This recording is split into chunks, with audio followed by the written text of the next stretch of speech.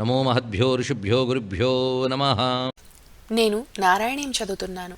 అందులో 89, 90 సర్గలలో ఒక శ్రీ మహావిష్ణు ఉపాసన మాత్రమే శ్రేష్టం, మిగిలిన దేవతల ఉపాసనలు శ్రేష్టం కావన్న అర్థం స్ఫురిస్తోంది. దయచేసి విడమర్చి చెప్పగలరు.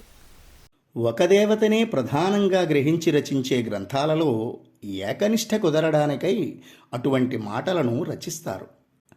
ఇలాంటి భావాలు శివగ్రంథాల్లో, శక్తి గ్రంథాల్లో, గణపతి, సూర్య గ్రంథాల్లో కూడా ఉంటాయి. వీటి అర్థం ఆయా దేవత ఉపాసకులు ఏకాగ్రంగా ఆరాధించడమే. ఇందులో ఇతర దేవతల శ్రేష్టతను కాదనడం ఉద్దేశ్యం కాదు.